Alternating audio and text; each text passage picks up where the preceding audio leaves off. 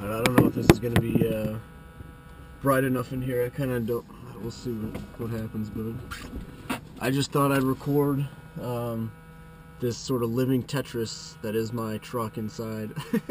But I actually like sort of packing and, like, I don't know, being very utilitarian with space and efficient. Today I just picked up a motorcycle and a bicycle that's now on the back, and this big tote, and two motorcycle helmets. So I will take it from it is a big jumble of stuff right now, and try to make it a little more streamlined. And that noise you're hearing is this charger that I have in my cigarette lighter that I've had for a number of years now, and I very much appreciate it. So I got it from somebody that is still pretty cool with me.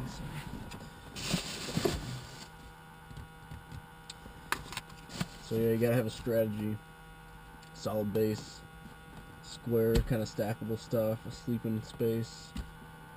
That's the end goal.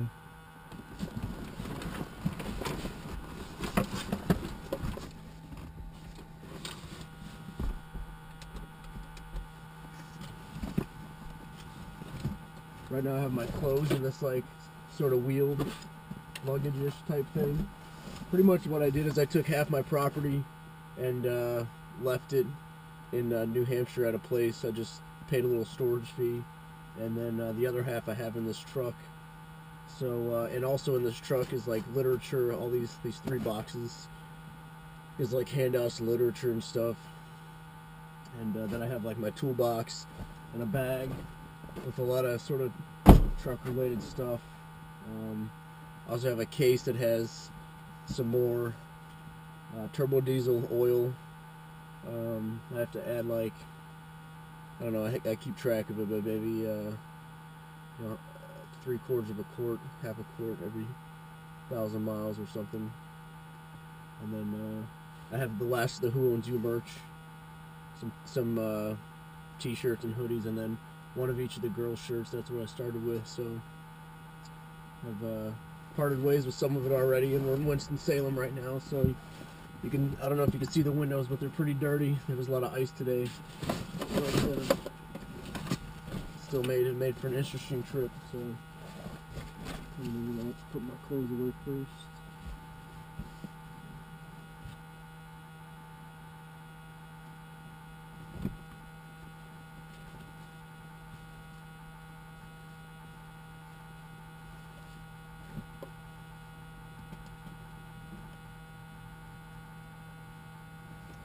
Yeah, pretty much. Just like with your house, if you move into a new house, and then you know you might put stuff one way and then figure out the flow of it works better another way or something. That's essentially what I continue to do in this situation. You know, in some towns I'll just crash at a friend's place or something, but other times if I just want to sort of have a smaller footprint, or you know, whatever else, I'll just kind of boondock somewhere, just like I did when I was on the road with Marv, the RV. So that's kind of what I'm doing tonight. I checked with the one of the employees here. I'm at a Walmart. They have a policy that's usually real welcoming of overnighters. I'd say when we were on the road with Motorhome Diaries and Liberty on Tour, we parked at Walmart's, maybe the most of any one kind of place, with the second place real close being Flying J's truck stop. Really kind of developed an affinity for them, but you know, even towards the you know, the last sort of large tour like that versus the first one, you could already see I guess they sort of merged or bought in with another one of the big companies, and I don't know, they started charging for RV dump fees, which I can understand, you know, but it was sort of one of the incentives for RVers to go there and then sort of like drop, you know, 100 and whatever, 20 bucks or more on gas, and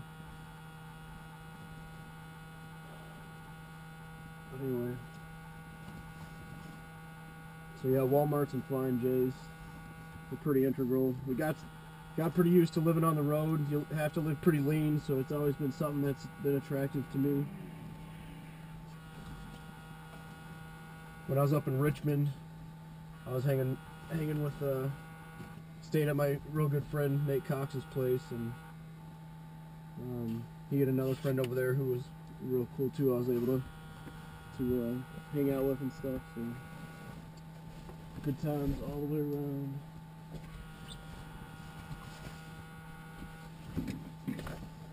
So pretty much the way I've figured, I was talking about being efficient in packing and stuff like that in a small space.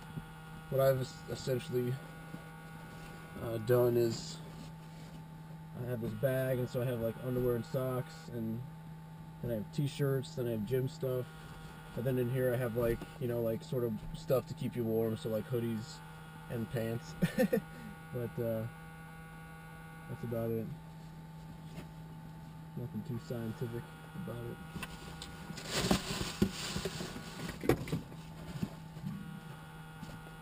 So I am looking for my other pants and stuff.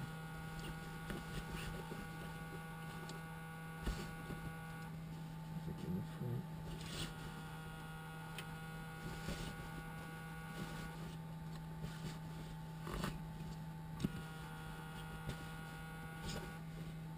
So yeah, since this bag's pretty soft and nothing's gonna break, kind of just stash that at the top some later.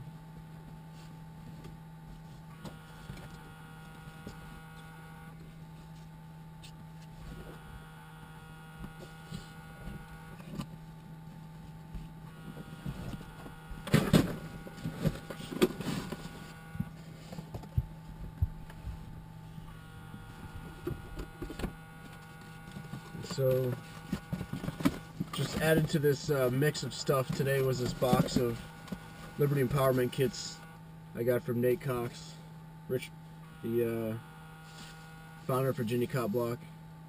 He and Meg McLean sort of designed these. Awesome resource. They went into inner city Richmond and distributed them to residents there. You know, people who tend to have a higher chance of being harassed by some folks who claim to protect them. And then also did a lot of outreach outside of courts. So real effective, really awesome project. And at the meetup there a couple days ago, I was able to meet a couple other folks, Phil and Jimmy, who helped them on the ground there as well. So that was really cool. I also met a writer, Eric. Here's what I was looking for.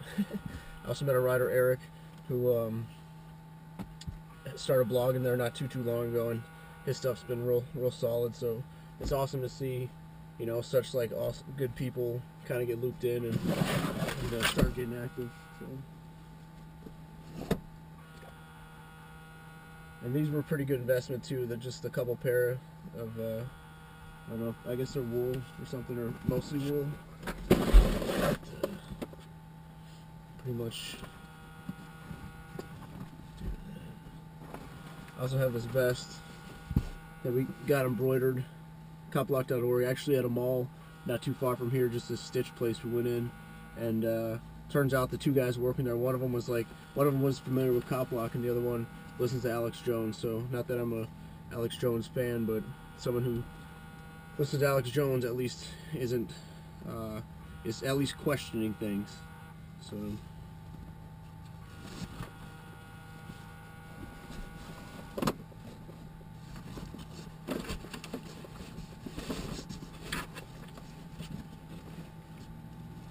yeah, another good reason to sort of, you know, be efficient with this packing is to maximize your space, obviously, but also it'll help if this were empty, I guess. It wouldn't be as well. Like, I would have a bigger volume to try to heat with my body and everything, so I'd probably be colder, but usually lay out my clothes.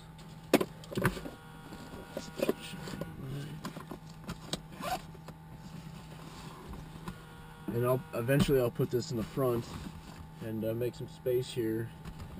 And then this is Anti-War Bear Hat on the Road, the Motorhome Diaries, Liberty on Tour. So that was one of the few things I did keep from Marv.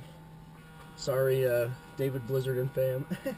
But anti-war bear I got before I even got the RV. So have this real thin, sort of like rectangular sleeping bag type thing that a nice gentleman that we met he flew down from Canada. We picked him up in Manchester, New Hampshire when we went to New York City one time, and he was just filming sort of the activism and the ideas that we were advocating. We drove down with some friends to New York City and did some outreach and stuff. So anyway, he had during Occupy, so he had bought this and with an intention of potentially using it if he stayed on the RV, but he ended up staying in the hotel, so he just gave it to us to use. So I kind of use it as like I use it when it's obviously not cold out, but then there's a couple little like points on this thing where the seat folds that are like not 100% smooth, so use it for that for now. And then like this was my old sleeping bag that I had with my second sleeping bag I ever bought. The first one made it a while, but with motorhome diaries, but after 7 months. And then before I left Keene, I got this negative 15-degree sleeping bag. So pretty much I just get in here and like just pull it around me, and that's about it. If it's really cold, I have one of those balaclavas I actually bought like last year, so I could ride my bicycle around town when it was real cold out.